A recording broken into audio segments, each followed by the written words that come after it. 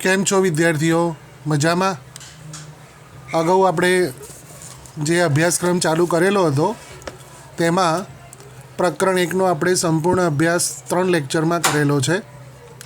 આજે આપણે બીજું ચેપ્ટર જે તમારા અભ્યાસક્રમમાં છે તે ભાગીદારીના વાર્ષિક હિસાબો છે. આ ભાગીદારીના વાર્ષિક હિસાબો મહત્તમ રીતે આપણે બોર્ડ ઉપર જ ભણાવી શકાય, તેથી તેને ધ્યાનમાં ન લેતા આજે બીજું એક અભ્યાસક્રમનું ત્રીજું ચેપ્ટર પાઘડીનું મૂલ્યાંકન આપણે આજે ભણાવવાનો પ્રયત્ન કરીશું. પ્રકરણનું નામ છે પાઘડીનું મૂલ્યાંકન, જે તમારું ત્રીજું ચેપ્ટર છે અને આ અભ્યાસક્રમમાં બહુ જ અગત્યનું ચેપ્ટર છે. ધોરણ 12 નામાના મૂળ તત્વોની અંદર પહેલા ભાગમાં કુલ 7 પ્રકરણ છે. એ 7 પ્રકરણમાં આ ચેપ્ટરનું મહત્ત્વ દરેક પ્રકરણમાં અગત્યનો ભાગ ભજવે છે. મિત્રો, સૌથી પહેલો પ્રશ્ન એ થાય કે આ પાઘડી એટલે શું? પાઘડીનો મતલબ થયો કે ધંધાની પ્રતિષ્ઠા, જેને આપણે ઇંગ્લિશમાં ગુડવિલ કહીએ. તમે મહત્તમ રીતે એવું જોયું હશે કે અમુક દુકાનોની બહુ જ માંગ હોય છે. એનો મતલબ કે કોઈક વસ્તુ આપણે ખરીદવી છે તો ઘણીવાર એના માટે સ્પેસિફિક એક દુકાનનો જ ઉલ્લેખ કરવામાં આવે છે.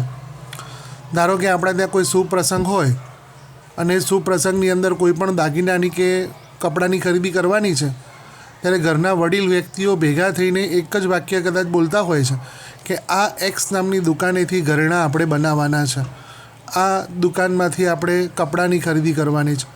તો મિત્રો, એ દુકાનનું જ નામ કેમ તમારા ત્યાં લેવાયું? કારણ કે એ દુકાને ભૂતકાળમાં ગ્રાહક સાથે સારા સંબંધો ઊભા કરેલા છે.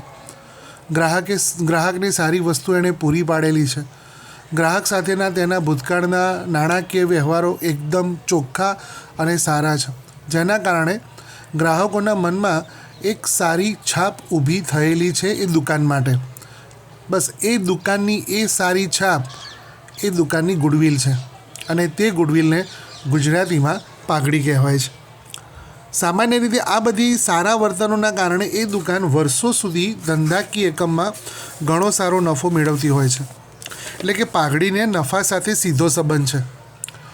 જે નામાના મૂળ તત્વોમાં એવું કહેવાય છે કે જે ધંધાકીય એકમ તેના હરીફ ધંધાકીય એકમ કરતાં વધુ નફો કમાય છે. મિત્રો, આ શબ્દો ઉપર ખાસ ધ્યાન રાખજો. જે ધંધાકીય એકમ તેના હરીફ ધંધાકીય એકમ કરતાં વધુ નફો કમાય છે તો એ ધંધાકીય એકમ પાઘડી ધરાવે છે તેમ કહેવાય. આપણે એક ઉદાહરણ લઈએ. ધારો કે આપણે અમદાવાદની વાત કરતા હોઈએ તો અમદાવાદની અંદર માણેક ચોકની અંદર કાપડની દુકાન છે અને એક સામાન્ય વિસ્તારમાં કાપડની દુકાન છે. મિત્રો, તમને બધાને ખબર હશે કે માણેક ચોકની અંદર કાપડની જે દુકાન છે ત્યાં અને સામાન્ય વિસ્તારમાં આવેલા કાપડની દુકાનમાં નફાનું પ્રમાણ અલગ અલગ હશે. તો આ કેમ હોય છે? તો આ પણ એક બીજું કારણ છે કે માણેક ચોક એ અમદાવાદની અંદર કાપડ બજાર માટેનું ખરીદવા માટેનું મુખ્ય સ્થળ છે, જ્યાં માત્ર અમદાવાદના નહીં પરંતુ અમદાવાદની બહારના પણ ગ્રાહકો ખરીદી કરવા માટે આવવાના છે. તો એનો મતલબ એવો થયો કે જે ધંધાકીય એકમ લાંબા અને સ્થિર ગ્રાહક વર્ગને ધરાવે છે ત્યાં નફાનું પ્રમાણ વધારે છે અને જ્યાં નફાનું પ્રમાણ વધારે છે ત્યાં ધંધાકીય એકમની પાઘડીનું મહત્ત્વ પણ વધારે છે. આમ પાઘડી એ ઘણી બધી બાબતોને ધ્યાનમાં લઈને ગણતરી કરવામાં આવે છે. સામાન્ય રીતે ધંધાકીય એકમ આપણે 2 પ્રકારના જોયા છે. એક એકાકી વેપારી પેઢી. એકાકી વેપારી પેઢીનો મતલબ થયો માત્ર ને માત્ર એક વ્યક્તિ ધંધાનો માલિક છે અને બીજું છે ભાગીદારી પેઢી. એકાકી વેપારી પેઢીને પાઘડી ગણવાની તો છે, પણ એ ક્યારે ગણવાની છે? જ્યારે પેઢીનું વેચાણ કરવાનું હોય. માત્ર એક જ પરિસ્થિતિ હોય કે જ્યારે પેઢીનું વેચાણ કરવાનું હોય ત્યારે એકાકી વેપારી પેઢીએ પાઘડી ગણવી પડે છે. પરંતુ ભાગીદારી પેઢીમાં તો ઘણા બધા એવા પ્રશ્નો હોય છે કે જેના કારણે પાઘડીની ગણતરી એણે કરવી પડે છે. એ બધી બાબતો આપણે આ પ્રકરણની અંદર અભ્યાસ કરવાની છે. સૌથી પહેલાં ભાગીદારી પેઢીની વાત કરીએ તો એવી કઈ પરિસ્થિતિ આવે કે જ્યારે તેણે પાઘડી ગણવી પડે તો સૌથી પહેલું ભાગીદારો વચ્ચે નફા નુકસાનનું પ્રમાણ બદલાય. એટલે કે ભાગીદારો પોતાના નફા નુકસાનના પ્રમાણને બદલે ત્યારે પાઘડીની ગણતરી કરવી પડે. બીજો મુદ્દો છે પેઢીમાં નવા ભાગીદારનો પ્રવેશ થાય. પેઢીમાં નવા ભાગીદારને જ્યારે પ્રવેશ આપવાનો હોય ત્યારે પણ પાઘડી ગણવી પડે. એના પછીનો મુદ્દો છે વર્તમાન ભાગીદારમાંથી કોઈ ભાગીદારનું નિવૃત્ત થાય. એટલે કોઈક ભાગીદાર નિવૃત્ત થાય ત્યારે, અથવા ભાગીદારમાંથી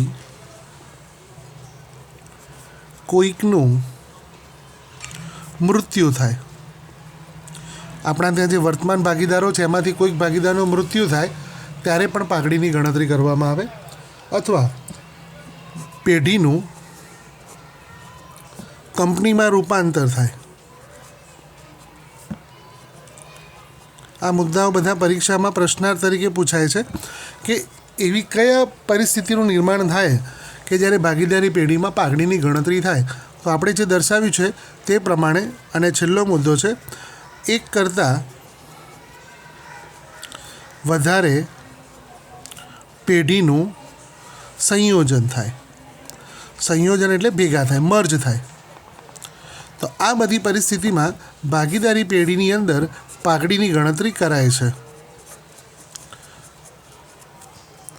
ખ્યાલ આવી ગયો? અગાઉ આપણે વાત કરી તેમ પાઘડીનો અર્થ આપણે વિચારીએ, જે ખૂબ જ અગત્યનો મુદ્દો છે. પાઘડી એ ધંધાની પ્રતિષ્ઠા મૂલ્ય દર્શાવે છે. તો એનો અર્થ એવો થાય કે પાઘડી એ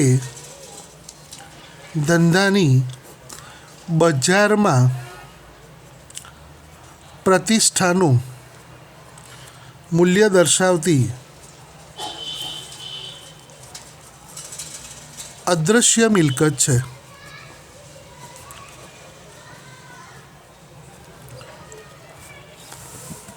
ફરીથી આપણે વ્યાખ્યાનો વિસ્તૃત અર્થ સમજીએ. પાઘડી એ ધંધાની બજારમાં પ્રતિષ્ઠા એટલે એની ક્રેડિટ, એની શાખનું મૂલ્ય દર્શાવતી અદૃશ્ય મિલકત છે. આ એક વિકલ્પ પણ છે કે પાઘડી એ કયા પ્રકારની મિલકત છે. તો પાઘડી એ ધંધાની અદૃશ્ય મિલકત છે.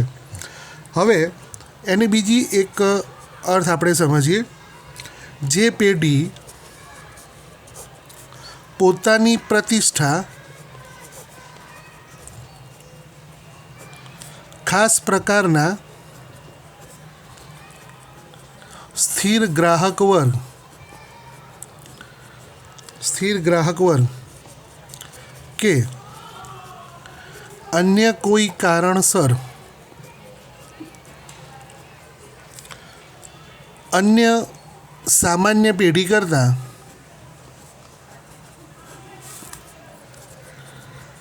વધુ નફો કમાવાની ક્ષમતા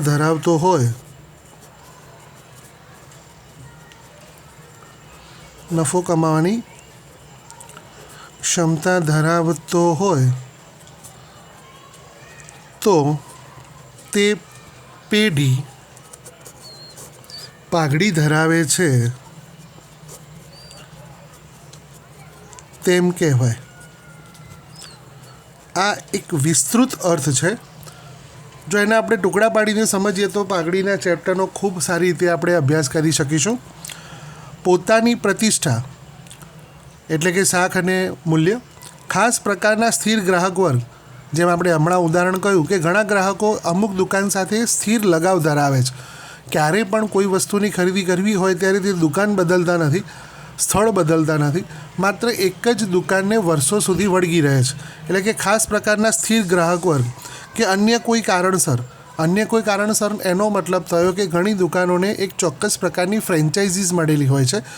ફ્રેન્ચાઇઝનો અર્થ તમે 11મા ધોરણમાં શીખી ચૂક્યા છો.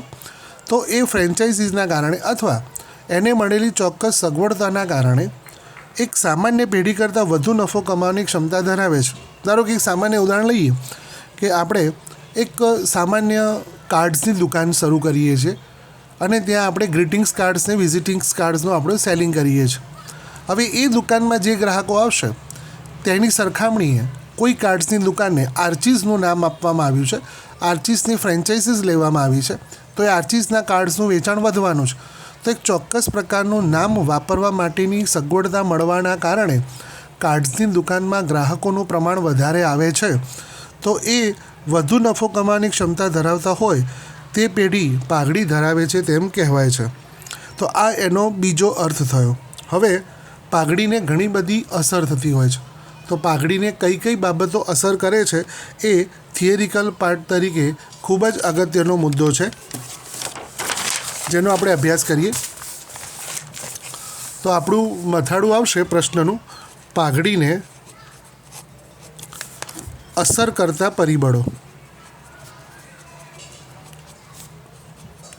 ઘણા બધા પરિબળ છે, ઇફેક્ટિવ ફેક્ટર્સ છે કે જે પાઘડીને અસર કરે છે. તો એ કયા કયા અસર કરતા પરિબળો છે? સૌથી પહેલો મુદ્દો છે ધંધાનું સ્વરૂપ. ધંધાનું સ્વરૂપ. ધંધો કયા સ્વરૂપનો છે એનો મતલબ એવો થયો કે જે ધંધો કોઈ પણ કારણસર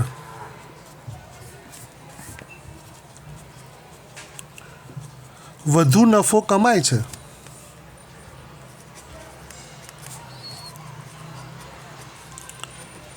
તો તે ધંધાને પાઘડી છે તેમ કહેવાય છે.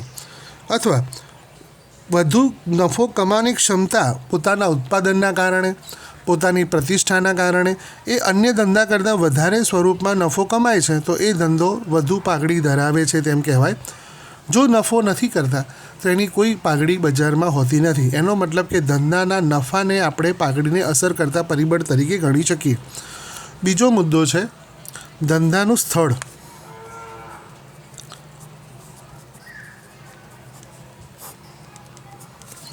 ધંધો કયા સ્થળે આવેલો છે, આ બહુ અગત્યનો મુદ્દો છે. જો ધંધો મુખ્ય સ્થળે આવેલો હોય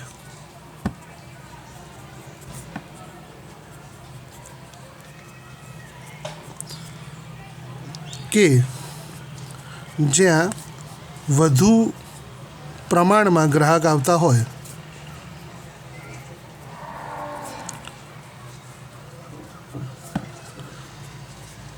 તે ધંધામાં કમાણીનું પ્રમાણ વધારે હોય છે.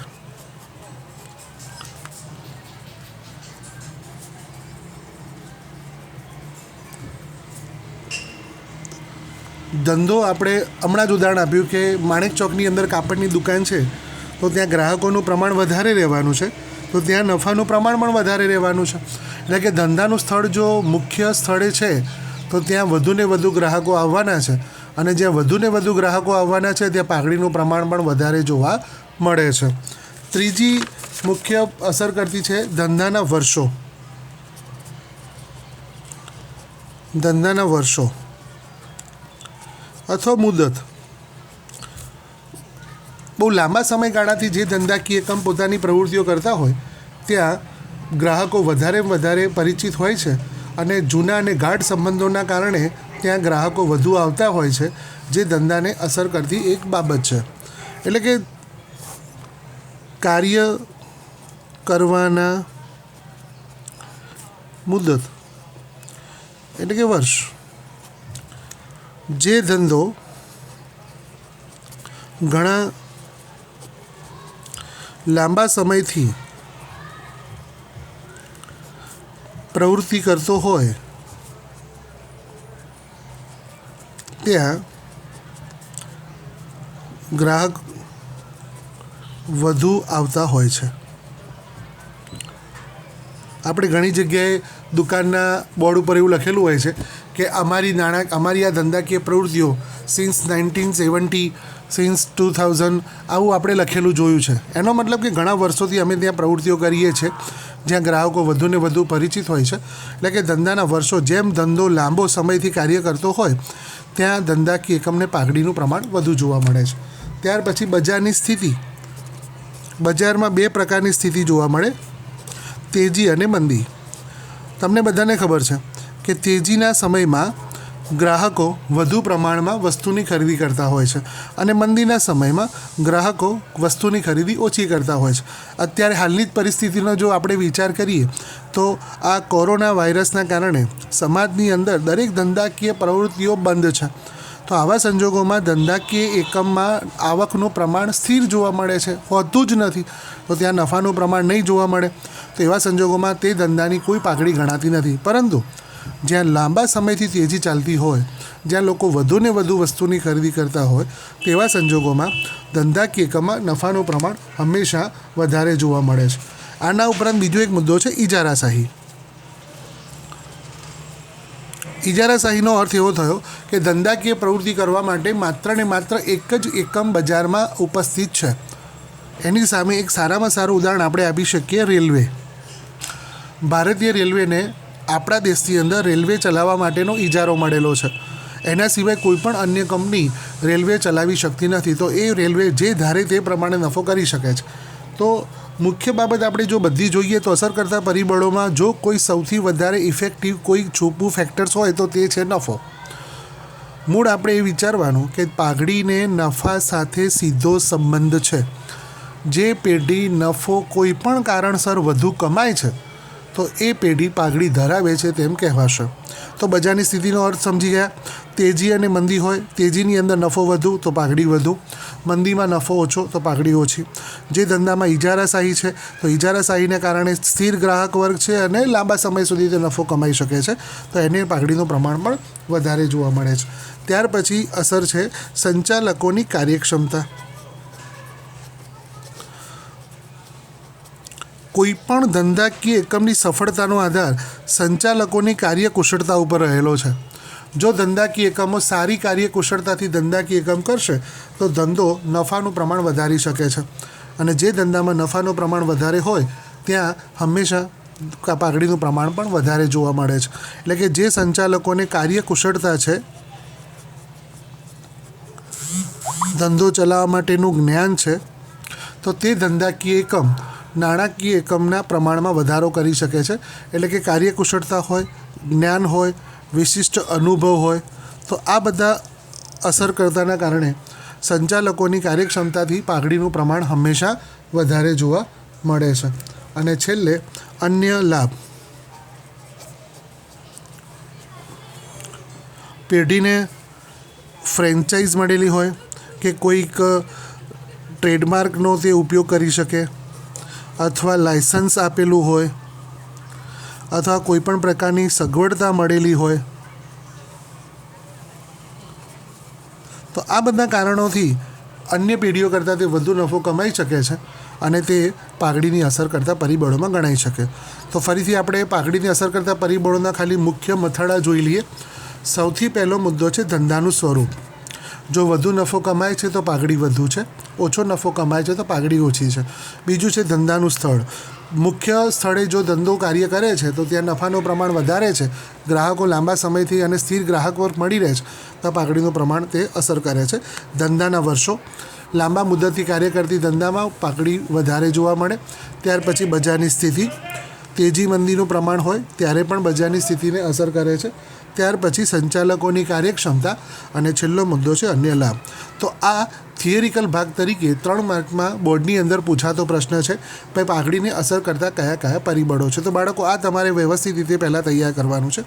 હવે પાઘડીને કઈ રીતે ગણતરીમાં લેવાની છે, તો પાઘડીના મૂલ્યાંકનની પદ્ધતિઓ. આ એક નવો મુદ્દો છે, પાઘડીના મૂલ્યાંકનની રીત. કુલ 4 રીતોનો અભ્યાસ તમારે આ પ્રકરણમાં કરવાનો છે અને એમાંથી 4 માર્કનો એક પ્રશ્ન તમારે બોર્ડની અંદર ડી સેક્શનમાં પૂછાય છે. તો બહુ અગત્યનું છે કે પાઘડી આપણે અગાઉ જોયું થિયરિકલ ભાગ તરીકે કે પાઘડી એ નફાને અસર કરતી પરિબળ છે. તો પાઘડીના મૂલ્યાંકનની મુખ્ય 4 રીતો પહેલાં આપણે મથાળા તરીકે લખીશું. પહેલી પદ્ધતિ છે સાદી સરેરાશ નફાની પદ્ધતિ. આ પહેલી છે સાદી સરેરાશ નફાની રીત. બીજું છે ભારિત સરેરાશ નફાની રીત, ત્રીજું છે અધિક નફાની રીત, અને ચોથું છે નફાને મૂડીકૃત કરવાની પદ્ધતિ. મિત્રો ખાસ યાદ રાખજો, પાઘડીને મૂલ્યાંકન કરવાની મુખ્ય 4 રીતોનો અભ્યાસ તમારે આ પ્રકરણમાં કરવાનો છે. પહેલું છે સાદી સરેરાશની રીત, બીજું છે ભારિત સરેરાશની રીત, ત્રીજું છે અધિક નફાની પદ્ધતિ, અને ચોથું છે નફાને મૂડીકૃત કરવાની પદ્ધતિ. હવે દરેક પદ્ધતિમાં કઈ રીતે ગણતરી થાય છે તેના સૂત્ર સાથે આપણે સમજવાનો પ્રયત્ન કરીશું. સૌથી પહેલું આપણે લઈએ સાદી સરેરાશ નફાની પદ્ધતિ, જેને સિમ્પલ એવરેજ મેથડ કહેવાય. સિમ્પલ એવરેજ તમે આંકડાશાસ્ત્રની અંદર શીખ્યા છો કે સાદો મધ્યક કઈ રીતે શોધાય. દરેક અવલોકનનો સરવાળો કરવાનો અને જેટલા અવલોકનો છે એની સંખ્યા વડે તેને ભાગો એટલે સાદી સરેરાશ તમને મળે છે. તો એ જ વસ્તુને અહીંયા આપણે ગણવાની છે. તો એના માટે સૌથી પહેલાં તમારે સરેરાશ નફો શોધવો પડશે. સૂત્ર આ રીતે છે, આ સ્ટેપ્સ યાદ રાખજો. સરેરાશ નફો, સરેરાશ નફાનું સૂત્ર થશે આપેલ વર્ષોનો કુલ નફો ભાગ્યા વર્ષોની સંખ્યા. આ રીતે તમારે સરેરાશ નફો શોધાશે. મિત્રો બીજી એક વસ્તુ ખાસ યાદ રાખવાની, દાખલાની ગણતરીના પ્રશ્ન તરીકે તમને ચોક્કસ વર્ષોના નફા આપેલા હશે. જો એ નફાની રકમ વર્ષોમાં વધ ઘટ થાય છે, એટલે કે નફો વધે છે ઘટે છે વધે છે ઘટે છે, તો તમારે સરેરાશ નફાની રીતનો જ ઉપયોગ કરવાનો છે. એક સિમ્પલ ઉદાહરણ આપીએ. ધારો કે 3 વર્ષો અહીંયા કે 4 વર્ષો છે, 2008, 2009, 2010 અને 2011. આ એક સામાન્ય ઉદાહરણ છે, મારું કાલ્પનિક ઉદાહરણ છે પણ તમારી સમજ માટે છે. અહીંયા આપણને નફો આપ્યો છે. 2008માં નફો 40,000 રૂપિયા છે, 2009માં નફો 50,000 થઈ રહ્યો છે, 2010માં 30,000 છે અને 2011માં 60,000 છે. હું ફરીથી બોલું છું, ધ્યાન આપજો. 2008માં નફાનું પ્રમાણ 40,000 છે, 2009માં 50,000 છે કે નફો વધે છે. ત્યાર પછી 2010માં 30,000 છે એટલે કે નફો ઘટે છે, અને 2011માં 60,000 છે એટલે વધે છે. એટલે કે નફો વધે છે ઘટે છે એ પ્રમાણે આપેલો છે. તો તમારે કમ્પલસરી સાદી સરેરાશનો જ ઉપયોગ કરવાનો છે. એના સિવાય બીજી કોઈ પણ મેથડનો ઉપયોગ તમે આ દાખલાની ગણતરીમાં કરી શકતા નથી. તો હવે શું કરવાનું, આ 4નો તમારે સરવાળો કરવાનો, એટલે કે આપેલા વર્ષોનો કુલ નફો આવશે, અને આ કુલ 4 વર્ષ છે તો વર્ષોની સંખ્યા 4 વડે તમારે તેને ભાગવાના છે. તો આપેલા વર્ષોનો કુલ નફો ભાગ્યા વર્ષોની સંખ્યા એટલે તમને મળશે સરેરાશ નફો. એ સરેરાશ નફાની સાથે પછી તમારે પાઘડીની ગણતરી કરવાની છે. પાઘડીની ગણતરી માટે સૂત્ર થશે, જે આપણે શોધ્યો છે તે સરેરાશ નફો ગુણ્યા ખરીદીના વર્ષ, જે તમને પ્રશ્નમાં આપેલા હશે. તો એ ખરીદીના વર્ષ સાથે સરેરાશ નફાને તમારે ગુણાકારમાં મૂકવાના છે, એટલે તમને પાઘડી મળશે. આ સરેરાશ નફો અહીંયા લાવવાનો છે. ખરીદીના વર્ષો પ્રશ્નમાં આપેલા હશે, એ નક્કી કરેલા વર્ષો સાથે આનો ગુણાકાર કરો એટલે તમને પાઘડીની રકમ મળે છે. આ એક સાદી રીત થઈ, સાદી સરેરાશ પદ્ધતિ. બીજી પદ્ધતિ છે ભારિત સરેરાશ પદ્ધતિ. ભારિત સરેરાશ નફાની રીત. ભારિત એટલે વેઇટેડ મેથડ. આનો પણ અભ્યાસ તમે આંકડાશાસ્ત્રમાં કરી ચૂક્યા છો કે દરેકને ભાર આપવાનો છે. તમને જ્યારે આપેલા વર્ષોમાં નફાનું પ્રમાણ સતત વધતું હોય, આ મુદ્દા ઉપર ખાસ યાદ રાખજો, સતત નફો વધે છે તો તમારે દરેક વર્ષને ચડતા ક્રમમાં ભાર આપીને ગણતરી કરવાની છે. એક સામાન્ય ઉદાહરણ હું લખું છું. 2008, 2009, 2010, 2011. હવે તમને નફો આપેલો છે. પહેલા વર્ષે નફો છે 40,000, બીજા વર્ષે નફો છે 50,000, ત્રીજા વર્ષે નફો છે 70,000 અને પછી વર્ષનો નફો છે 80,000. આંકડા ઉપર પૂરેપૂરું ધ્યાન રાખજો. 2008માં નફો છે 40,000, 2009માં નફો છે 50, પછી 70 અને 80. એનો મતલબ કે દર વર્ષે નફો વધે છે. તો હવે તમારે તેને ભાર આપવાનો છે. પહેલા વર્ષને 1 ભાર આપવાનો છે, બીજા વર્ષને 2 ભાર આપવાના છે, ત્રીજા વર્ષને 3, ચોથા વર્ષને 4 અને તેનો ગુણાકાર કરીને તમારે ભારિત સરેરાશ નફો શોધવાનો છે. તો ચડતા ક્રમમાં ભાર આપવાનો અને ત્યાર પછી તમારે નફાની ગણતરી કરવાની છે. આ પરથી જે મળશે એ તમારો ભારિત નફો મળશે. હવે આપણે સૂત્રની વાત કરીએ તો સૌથી પહેલાં તમારે ભારિત સરેરાશ નફો શોધવાનો છે. તો એનું સૂત્ર બનશે ભારિત સરેરાશ નફો બરાબર કુલ ભારિત નફો ભાગ્યા કુલ ભાર. આ જે ભારિત નફો આવે આને આપણે કુલ ભારિત નફો કહીએ. એ કુલ ભારિત નફો તમારે અહીંયા લખવાનો છે અને આ જે છે એને કુલ ભાર કહેવાય અને કુલ ભાર તમારે અહીંયા મૂકવાનો છે. તો કુલ ભારિત નફો ભાગ્યા કુલ ભાર કરશો એટલે તમને ભારિત સરેરાશ નફો મળશે અને એ ભારિત સરેરાશ નફાના આધારે તમારે પાઘડીની ગણતરી કરવાની છે. પાઘડી બરાબર સૂત્ર બનશે ભારિત સરેરાશ નફો ગુણ્યા ખરીદીના વર્ષ. જે તમને પ્રશ્નમાં આપેલા હશે. તો આ પ્રમાણે ભારિત સરેરાશ નફાની પદ્ધતિથી પાઘડીની ગણતરી થશે. બંને મેથડમાં એક જ ફરક છે. સાદી સરેરાશ પદ્ધતિ જે છે એ સાદી સરેરાશ પદ્ધતિમાં નફો વધઘટ થાય છે ત્યારે તમારે સાદી સરેરાશ વાપરવાની છે અને જો નફો સતત વધે છે તો તેને ભાર આપીને ભારિત નફો શોધીને ભારિત સરેરાશ નફો શોધવાનો અને પછી તેના આધારે પાઘડીની ગણતરી કરવાની. તો બંને પદ્ધતિ વચ્ચેનો તફાવત ખબર પડી ગઈ મિત્રો. હવે ત્રીજો મુદ્દો છે કે જે બહુ અગત્યનો મુદ્દો છે અને તમારા માટે તે પહેલી વખત આવે છે, અધિક નફાની પદ્ધતિ. સુપર પ્રોફિટ, જેને ઇંગ્લિશમાં સુપર પ્રોફિટ મેથડ કહેવાય. આપણે એનું મથાળું લખીએ પાઘડીની અધિક નફાની પદ્ધતિ.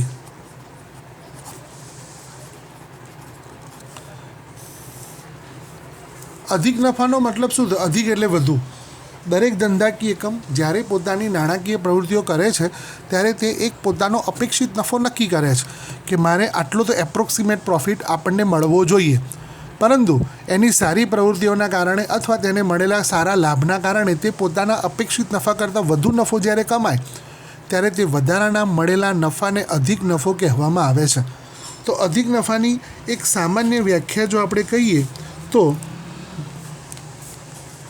અધિક નફો એટલે ધંધો પોતાના અપેક્ષિત નફા કરતાં વધુ નફો કમાતો હોય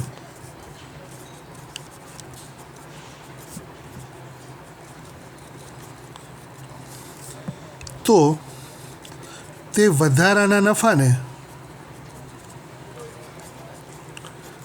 અપેક્ષિત અધિક નફો કહેવાય.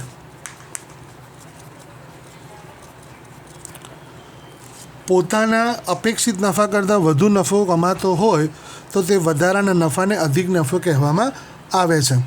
આ અધિક નફાની ગણતરી કરવા માટે તમારે અમુક સ્ટેપ્સનું અનુકરણ કરવું પડે છે.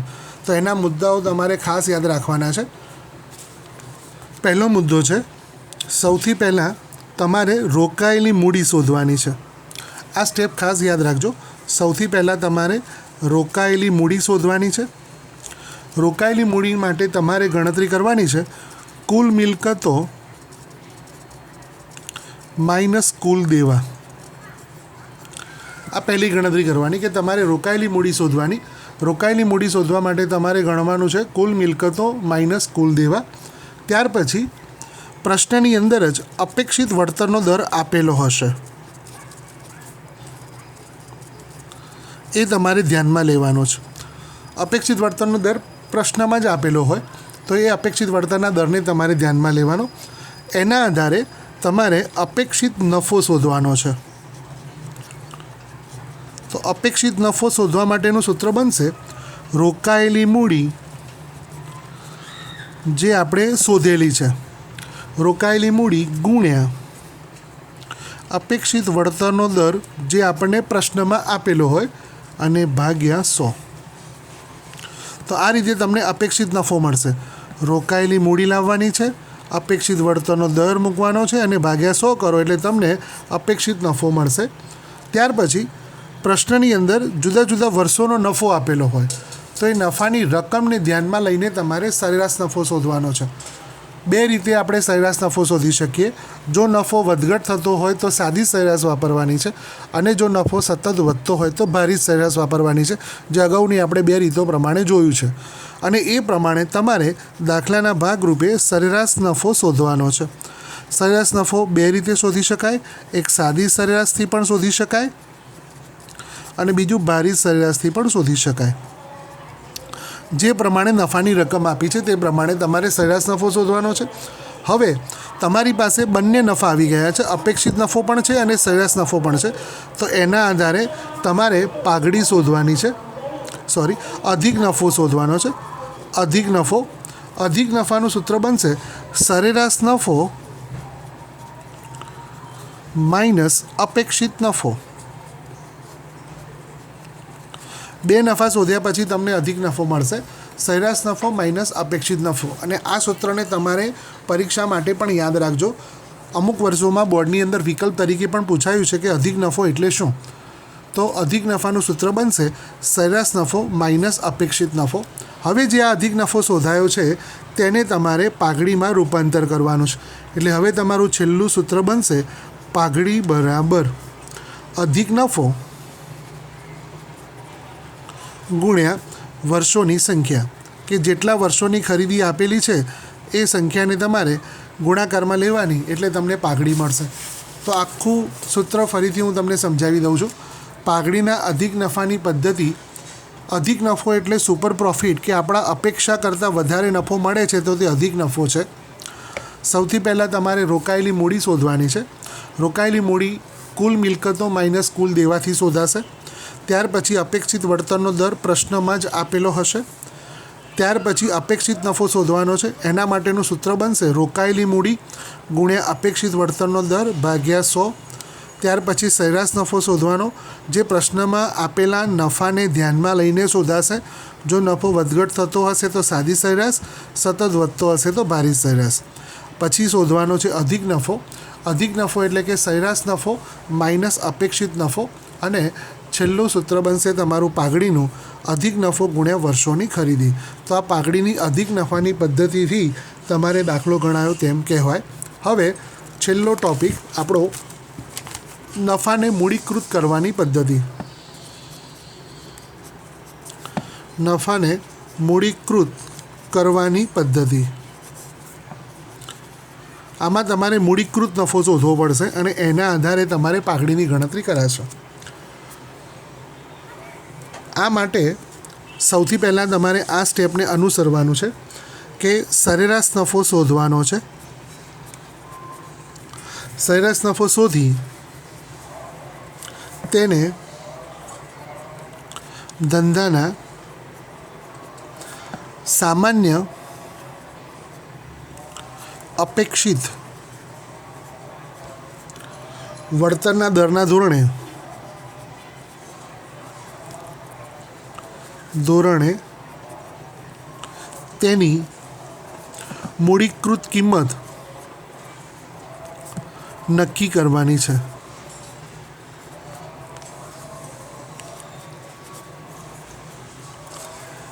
આ રીતે જે નફો મળે આ નફાને મૂડીકૃત નફો કહેવાય છે.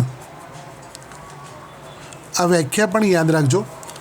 સરેરાશ નફાના આધારે ધંધાના સામાન્ય અપેક્ષિત વળતરના ધોરણને ધ્યાનમાં લઈ જે મૂડીકૃત કિંમત નક્કી કરવામાં આવે આ નફાને મૂડીકૃત નફો કહેવામાં આવે છે. હવે પહેલાં આપણે એની ગણતરી માટેની સૂત્ર જોઈએ તો સૌથી પહેલાં તમારે મૂડીકૃત નફો શોધવાનો છે. મૂડીકૃત નફો બરાબર સરેરાશ નફો ભાગ્યા અપેક્ષિત વળતરનો દર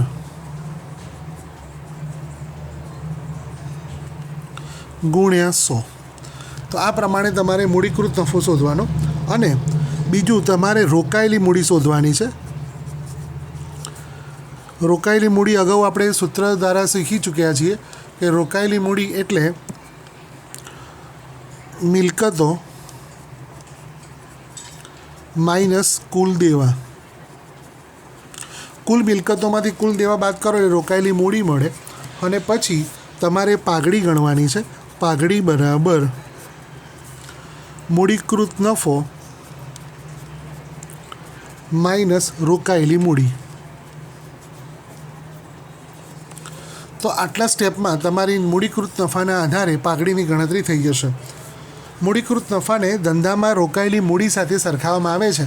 આ એક મુદ્દો તમારે ખાસ યાદ રાખવાનો કે રોકાયેલી મૂડી સાથે નફાની ગણતરી કરવામાં આવે છે. તો આ 4 પદ્ધતિઓ પાઘડીને ગણતરી કરવા માટેના તમારા અભ્યાસક્રમમાં છે. મિત્રો, આજે આપણે થિયરિકલ ભાગ લઈએ છીએ. તમારે આજના લેક્ચરના આધારે શું યાદ રાખવાનું છે તે ફરીથી હું તમને રિપીટ કરાવી દઉં છું. સૌથી પહેલાં પાઘડીનો અર્થ સમજવાનો છે, એટલે કે સૌથી પહેલું તમારું રિવિઝન અર્થનું થશે. પાઘડીને અર્થ કર્યા પછી અસર કરતા પરિબળો પછી પાઘડીની ગણતરીની રીત અને તેના સૂત્રો. જો આટલું તમે વ્યવસ્થિત રીતે સંપૂર્ણ સમજી જશો તો આ પ્રકરણના પૂરેપૂરા માર્ક્સ તમને મળશે. હવે પછીનું લેક્ચર આપણે આ પ્રકરણના સ્વાધ્યાયના દાખલા ગણવા માટે કરીશું.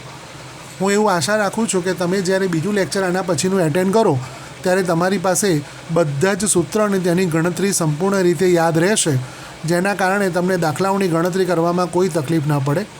આ સમયગાળામાં માત્ર ઘરે રહેશો, ઘરમાં રહીને આ ચેનલને ધ્યાનમાં લઈને પૂરેપૂરો અભ્યાસ કરજો.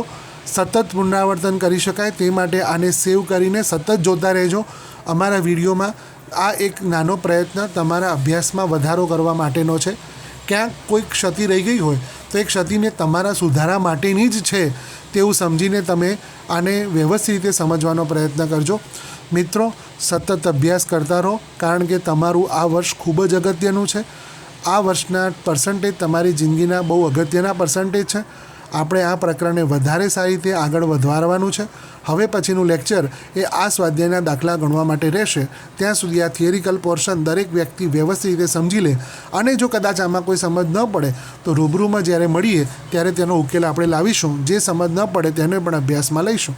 ત્યાં સુધી સ્ટે હોમ, સ્ટે હેપી, સતત લર્નિંગ કરતા રહો અને સતત અભ્યાસ એ જીવનની સફળતાનો મંત્ર બનાવો. દરેકને મારા પ્રણામ.